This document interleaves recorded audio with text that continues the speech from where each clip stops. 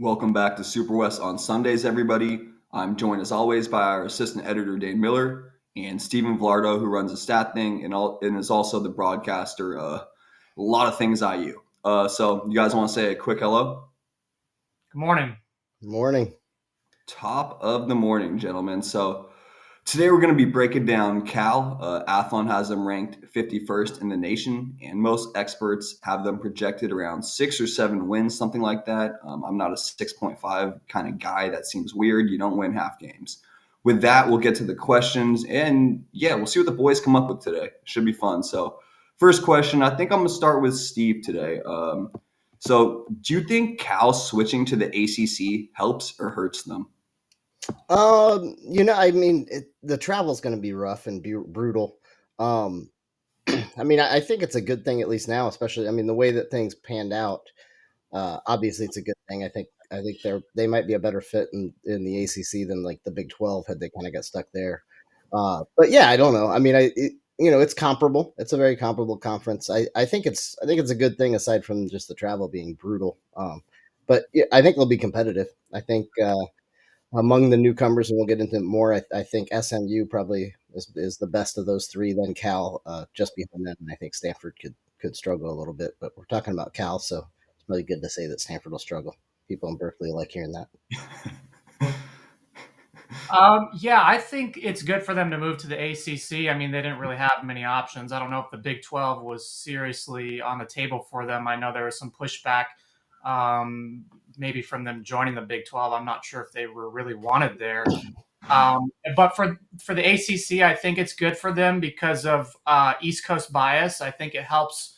I would say clout. I guess your reputation nationally is probably a little bit easier to manage when you're in an East Coast conference like that, and especially if they have initial success in their first season, they'll become more of a hyped up program. And I think the ACC probably has a better, called like a propaganda machine that promotes their teams better, and there's more media on the East Coast, so that'll probably help with recruiting, and just in general, maybe AP votes, or when it comes down to if they're in contention for the playoff, they're going to be mentioned more. I think they probably have a better media machine than the Big 12.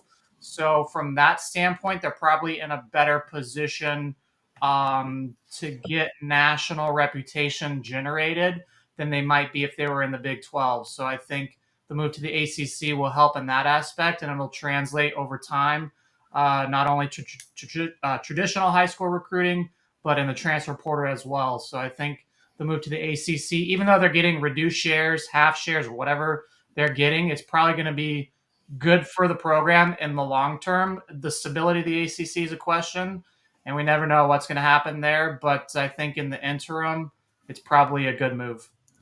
And additionally, among the Power Four right now, and it could be cyclical, and the Big 12, the ACC kind of flip flop once in a while. But right now, at least in the past couple of years, the ACC has been the weakest of the four remaining Power Four conferences, which is a good thing for Cal. Not to slight Cal, but they were kind of a middle of the road kind of team in the Pac-12.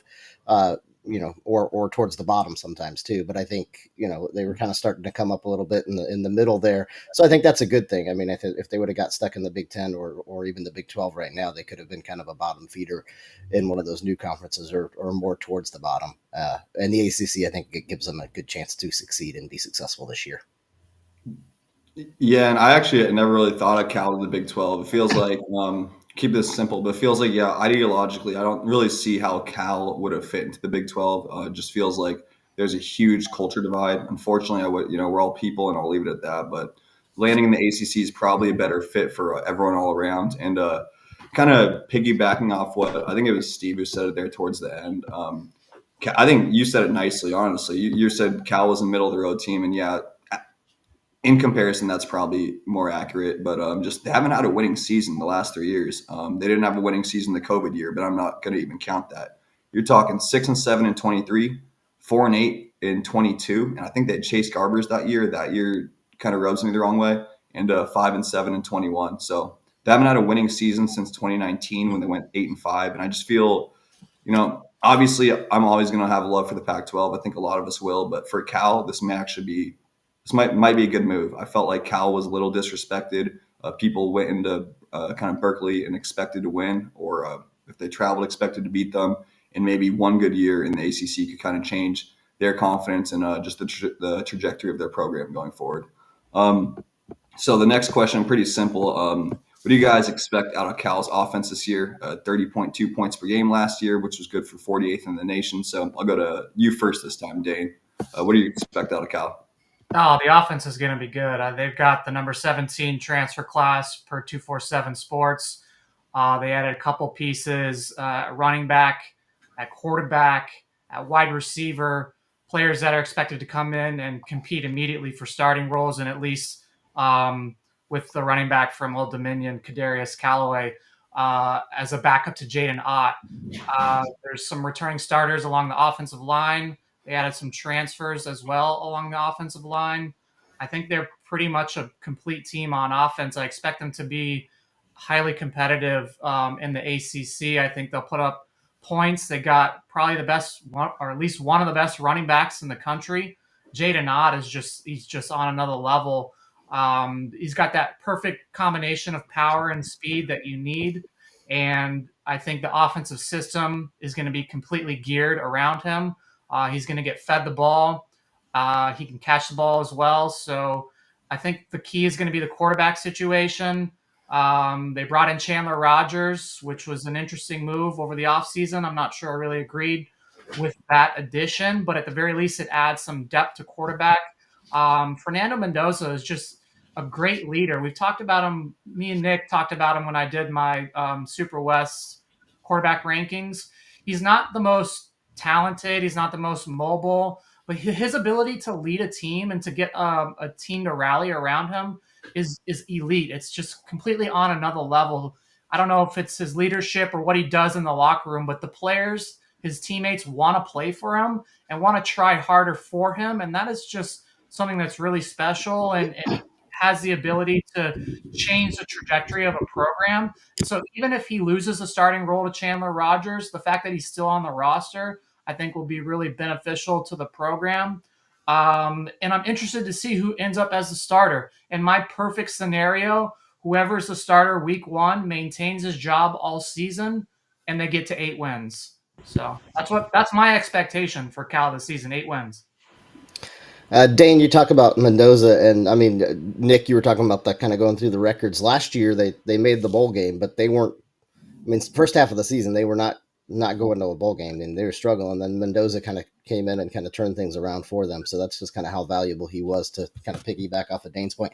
But I think the offense is going to be really good. Dane laid out a lot of pieces. I really like Matthew Wyckoff on the line, transfer from Texas A&M coming in, and he joins the line. Actually, you said a lot of experience. All 5 projected starters on that offensive line started 11 games at least last year, whether it was at Cal or at another school. So, I mean, there's a lot of experience on that offensive line. And then obviously you got Jaden Ott running behind him. I think I don't have the exact number, but I think he's like 1,100 yards roughly away from becoming the Cal all-time leader in rushing. So, I mean, he'll get that this year. So they'll be pushing for that. So he's going to go down as a legend in Berkeley. And then the tight ends they got 2 really, really good tight ends. Jack Endress is extremely good. I thought he was one of the better tight ends. I had him as one of my top tight ends in the SuperWest region among my top 12. Like he was like 5th or something on that. And then they got Corey Dyches from Maryland, who put up big numbers too, and had Tua's little brother thrown into him last year, and connected on some huge plays for the Terps. But so I mean, the offense is going to put up numbers. They're going to be good, and they got a lot of they should be balanced too. And no matter who's throwing the ball, will have some options. And with Ott running, it's going to open things up. Yeah, I'm glad you called me on that, Steve, because that's a good point. I've done, we preview a lot of teams, and I just looked at the record. Yeah, Cal did have that phenomenal run to end the year last year, and didn't they just like absolutely mallywhap UCLA like 33-7 or something like that? So yeah, completely, that's a valid point. And then kind of, I think these guys touched on most of the guys, but just throwing out some stats. Obviously, Fernando Mendoza returning, as Dane said, and I listened to kind of some local guys, just speak on some podcasts. Fernando Mendoza's stats they're decent, but he had 10 interceptions. I'll just leave it at that. But he's the guy. It's exactly what Dane says. It's exactly what the local guy is saying. And you can't You can't replace that it factor, that juice, that new AP, as rappers would say. I have no idea what that means. But like if he's the guy, he's the guy. You can talk about Chandler Rogers coming in from North Texas, who threw for over 3,300 yards and 29 touchdowns. But if he can't get the confidence of the team, it's already a done wrap. With that being said, the two did compete in spring ball, and I heard it was pretty close. So take it or leave it with what that means. But kudos to Roger for coming in and making it interesting. You guys touched on Jade Knott, obviously led the Pac-12, 1,300 yards, a little over 1,300 yards, 15 touchdowns.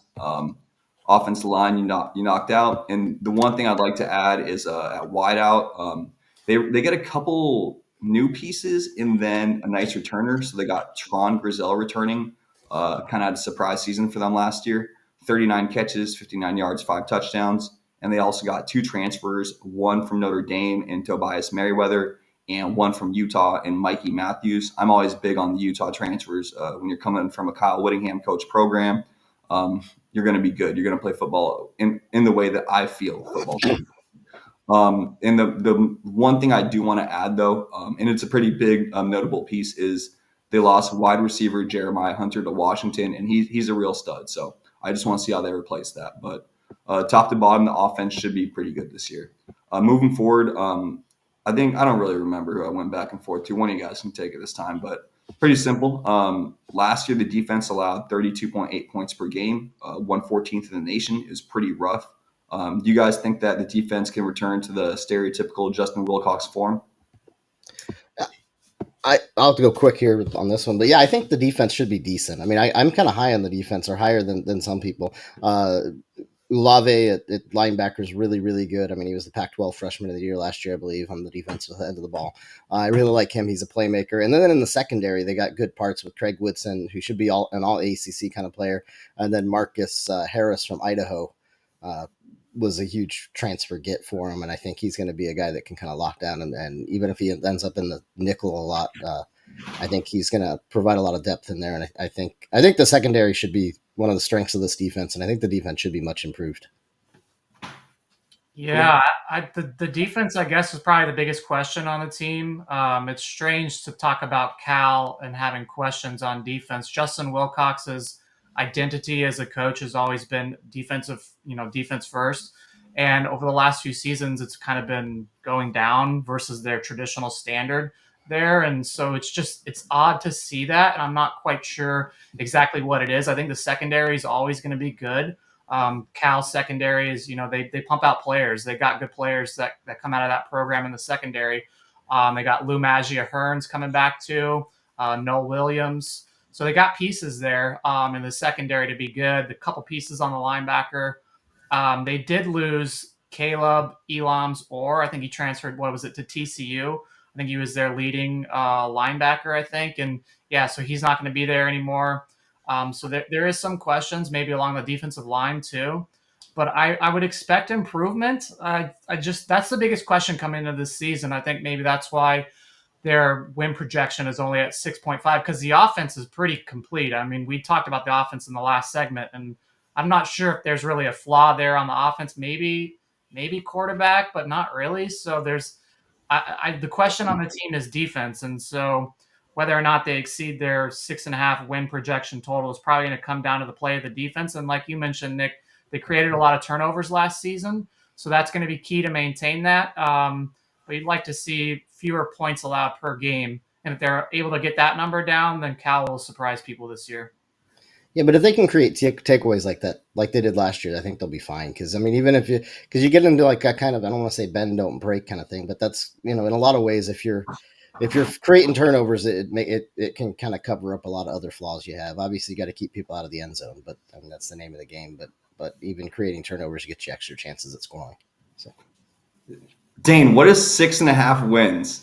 Are they going to win 6 or? I know you didn't do your projection, but 6.5 wins. Forget that projection. It's either 6 or 7. I'm standing on that forever.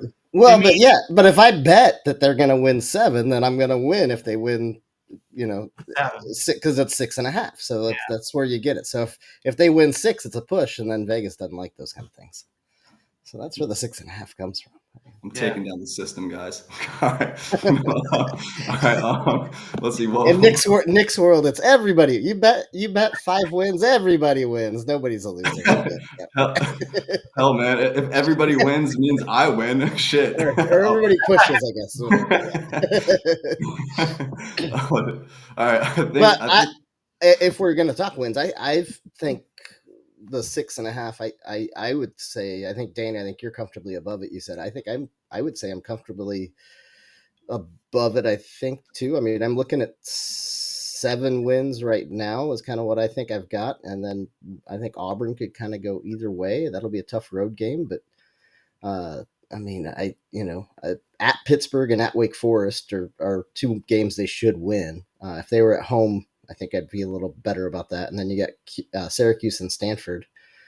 And then so that should have 4 in the conference, and then throw in UC Davis, San Diego State, Oregon State. I think you got a chance there at 7 for sure, and throw in Auburn and maybe 8. I'm not real sure where Auburn's at, but they do have Florida State, Miami, and NC State. So out of the 4 big ones, and SMU actually. So out of the 5 kind of top 5 in the ACC, they've got 4 of them. They're only missing Clemson. So not the easiest road there. But. Yeah, I'll go right back to the schedule. Yeah, sorry if I jumped ahead there. That's my fault. No, it's fine. I went on a rant about 6.5, which kind of and which I stand on forever. But no. So in all seriousness, though, I think you guys touched on most of the players in defense. The one thing I'd like to add is I think it really comes down to their defensive line. I think they have a really good back 7 essentially. When you're looking at their line, they got Ricky Correa up front. He's 6'4", 335 on the nose. They got another versatile piece in Ethan Saunders. But outside of that, they have depth, but that doesn't mean they're good. So I want to see how this depth plays out. But those 2 guys could be names to remember. Probably not any stars on this unit, but if they can work together, I think this team could actually, whether Steve or Dane said it, get to that 8 or 9 win mark. But this defense line is crucial.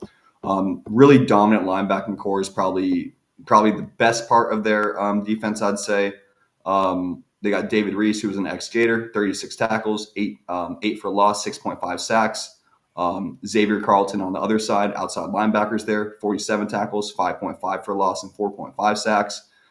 They got that Pac-12 Freshman Defensive Player of the Year. Can you guys say his last name? In the middle, Cade, how do you say that? Uluave, I think. Uluave, yeah. Good work. That's why I didn't say it. He should be a solid piece in the middle. And you guys touched on Craig Woodson at safety and Marcus Harris. You guys touched on everyone in the secondary. Bottom line, secondary should be pretty deep. Stealing my notes. So moving forward there, what do you guys think of the Golden Bears schedule? I think, Steve, you kind of touched on a little bit. And you mentioned this, but why are they still playing Oregon State? That game just feels so out of place to me now. Don't get it. So, yeah, we'll go to Dane, actually, because Steve started. And then if you want to take it from there, Steve, do your thing. Yeah, I got them winning 8 games this season. I'm not sure exactly how they're going to do it. I think they for sure beat UC Davis, San Diego State, North Carolina State, Oregon State, Wake Forest, maybe. I don't know. The road games are the interesting ones. So I think they're going to play pretty well at home. North Carolina State's an interesting one, but the game's in Berkeley. And so I think it's going to be hard for these East Coast. It's homecoming, too. Yes, right. Yeah, home and Parents Weekend. I think it's going to be difficult for these East Coast teams to come to Berkeley to play. Miami has to come to Berkeley. I think that game could be closer than people think. I'm not saying Cal's going to win. I think they probably lose that one. But anytime these teams come to Berkeley, I think Cal has a chance of winning. The travel is going to be, an issue for both teams going, east and west. So coming out to the West here, I think Cal has opportunities to get some upsets at home. They'll beat Syracuse in Berkeley. They'll beat Stanford in Berkeley. The game at SMU in Dallas is questionable to me. And the game at Pittsburgh is also a questionable one to me. But I think they can beat Auburn as well in week 2.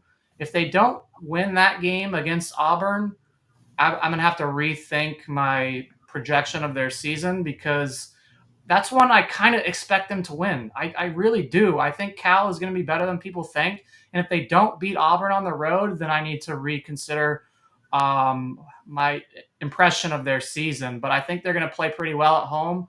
And that game against Miami, that's for right now. That's one that could be an upset. I'm just saying it right now. And you bring up a good point with the East Coast teams traveling out, and especially depending on the game time as well. I mean, if you get, and I don't know that any game times are set up that far in advance, but when I was looking at something, I think I saw Rutgers was playing Oregon or something. I think it's like an 11 o'clock p.m. Eastern kickoff or something like that. So you get one of these games, you get NC. I think NC State's really good, but you get that Miami, and Miami's probably even better. But you get one of those teams coming in, and it's an 8 p.m. Pacific time start. They're kicking off at 11 o'clock on the East Coast. That's making for a long night and long day after the flight out there for these East Coast schools. And then the Auburn game's big as well, because if they can, if they drop that game. Assuming they beat UC Davis and San Diego State, then you got Florida State, then a bye, and then Miami.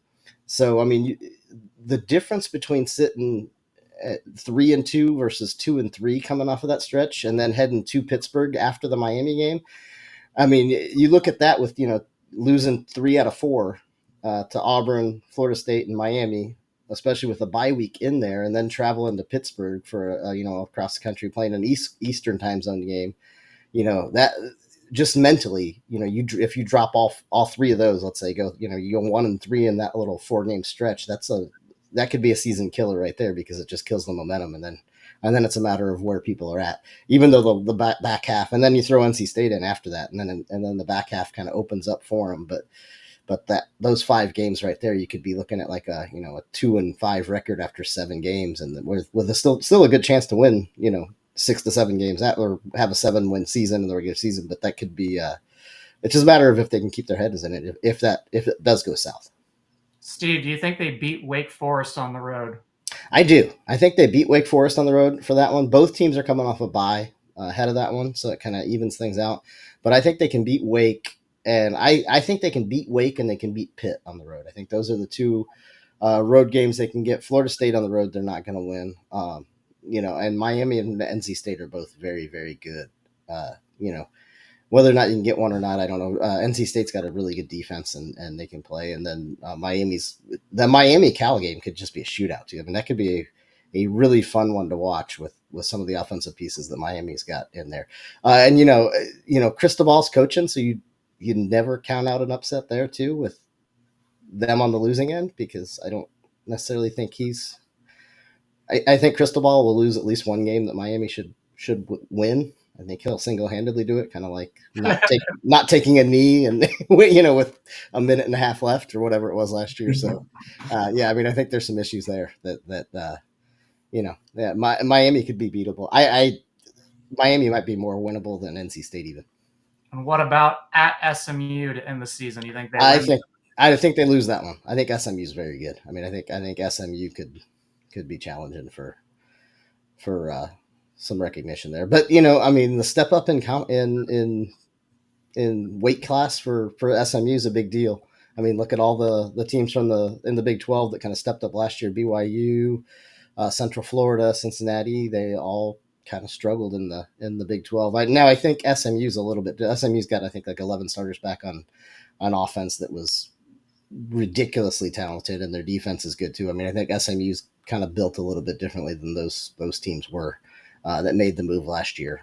And I also think the ACC's a little bit of a better opportunity than the Big 12 was last year, especially because I think the Big 12 was exceedingly good last year too. And I think the Big 12 will be good this year too. But I don't know. I think they lose the game at SMU. I think they lose at Florida State. Auburn's kind of a toss-up. And then I think they have a realistic chance to win every other game outside of, I think Miami and NC State are losses. I would have Florida State, Miami, NC State, and SMU as losses I have those penciled in as losses. And then you're looking at anywhere from 7 to 8 wins after that. So basically the season is going to come down to whether or not they beat Auburn in week 2. So Well, if like they can get 8 wins, that's. I mean, I would say that they're gonna. I mean, I have them. Yeah. So yeah, Auburn. If they lose the Auburn game, I have them at 7 wins. If they win the Auburn game, I've got them at 8 wins. So if they beat Auburn, do you think they could beat SMU, or does it matter if they beat Auburn or not? I mean, that's a good point because if you look at if it plays out where they beat Auburn, they open up 3-0, and then let's say they get the win at Pitt, lose to Florida State, Miami, and NC State. Then you're looking at a let's see 1, 2, 3, 4, 5, 6, 7, 8, and what did that be 8-3 record, and you just rolled off 4 straight wins, and you're heading to SMU. I don't know exactly what SMU's schedule looks like going down the stretch right now off the top of my head, but yeah, I mean that opens things up then for sure, and and if you can score and the defense provides anything, especially at the end of the year, the defense could be rolling. So yeah, who knows? You do that, and you got a 9-win season for Cal. Yeah, I think if you can beat Auburn on the road, then you can beat NC State at home in Berkeley. That's true. It's a good point as well. And beat SMU on the road. So the whole season for me is going to come down to this week 2 game against Auburn. I think that's the ultimate measuring stick. Their season won't be destroyed if they lose the game, but if they win that game, man, the season opens up completely because then you're going to be 3-0 most likely heading to Florida State with a lot of people paying attention to that game. You keep that game close. Who knows what happens with Miami, and the rest of the season will play out the way it plays out. And no matter how you look, no matter what happens with Auburn, the back half of the schedule also kind of eases up for Cal too. So it's one of those deals where, it might not look great come, middle of October, but that doesn't mean that it's time for Cal fans to just give up on it because I think it's still, realistically, I still think you have a 7-win season, even if you open up, with a record of like 2-4 or whatever it might be in there. Yeah, and I bet something crazy is going to happen. They'll beat Auburn, but then they'll lose at Pitt. Then they'll beat NC State and beat SMU. It's going to be something weird, I'm not sure exactly how it's going to happen, but Cal's going to Cal, and they're going to surprise you going both directions. So we'll see how it goes. That scenario is they open up 2-0, convincing huge win against Auburn on the road, and then San Diego State comes in and beats them with Sean Lewis's new offense. Something weird. Cal is going to Cal. Cal's going to Cal. They'll be better than I think people are expecting. It sounds like both of you guys are in agreement that it's going to come down to the Auburn game this year. Me personally, for all my Blake Shelton fans out there, I don't know if they can go down to God's country and get a victory. I'm not saying they can. I'm not saying they can't. But anytime you go to SEC territory, you're talking real football. Doesn't get realer than that. So if Cal can pull that one off, like you guys said, the season should be really, really solid. I still don't necessarily understand the Oregon State game. I just don't get. You guys did it. You guys took the rest of the schedule perfect. I just don't get the Oregon State game. There's nothing to gain. There's nothing to lose. Like, you're facing a team that's going to be slightly mad at you because you left the conference, and they're good enough to still beat you. But if you beat them, it does nothing for you. So I understand this is probably done far in advance, but seems like a lose-lose situation to me all around. But it couldn't have been done that far in advance because up until a year ago, they thought they were going to be conference opponents. So, you got to schedule these non-conference unless there's a non-conference game that Cal lost somewhere along the way. Maybe there's a non-conference game against an ACC opponent. I don't know, that was in the future, and they went to Oregon State to kind of replace it. But I don't know. But like you said, and I think you might have misspoke. But you have nothing to gain and literally everything to lose with this one because there's no win for them. It's just a loss. Yeah. And I can tell you that Cal Twitter does not like the game against Oregon State. They're upset that game was scheduled, so they feel like you feel, Nick. That it's like, why the hell are they playing that game? Cal Twitter feels that way too. Yeah, no, for sure. And then moving forward, I guess the last question is, before asking if I forgot anything, always the fun question: why should or shouldn't Cal fans believe this year? And I think we will go to, I don't really care, just someone start talking. Cal fans should believe because they got a chance to win, and Steph Curry's better than Jordan. So that's why the Bay Area's got reason to believe a lot of things here. That was I completely forgot about that. That was a good time. Go ahead, Nate. Dan, you can take it away now. That was my. Yeah, there's two reasons. Jaden Ott primarily is number one, and Fernando Mendoza is number two. Jaden Ott's one of the best running backs in the country. And there's a new offensive coordinator, Mike Blosh, who was the O-line coach last year. And they're going to run the ball. They're going to give Jaden Ott the ball, and he's capable of busting huge plays and single-handedly winning games for Cal. And you combine that with a quarterback like Fernando Mendoza that is just able to rally a team, and you have the potential for something special. You got good players returning on defense in the secondary, one of the best linebackers in the ACC, and a really good transfer class.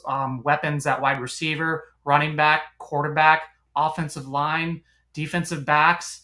The season is set up for a good year for Cal, and they're flying under the radar. And I think they will take advantage of teams underestimating them. I think their reputation nationally is that number one, they don't care about sports at Cal. Number two, their teams at Cal are not very good. And that is just not correct. The fan base there might not be the loudest on Twitter, but they actually do have some support.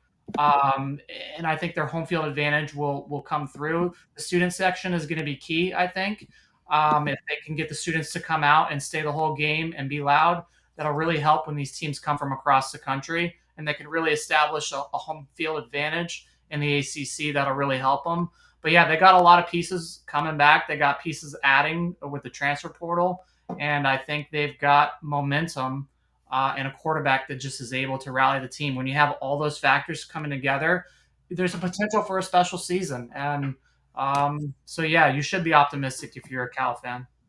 Yeah, if you got a good offensive line and you can run the ball, you can play with anybody. I mean, because you can control the clock, you can keep the defense. Even if the defense struggles, you can kind of keep them off the field a little bit more too. And it's yeah.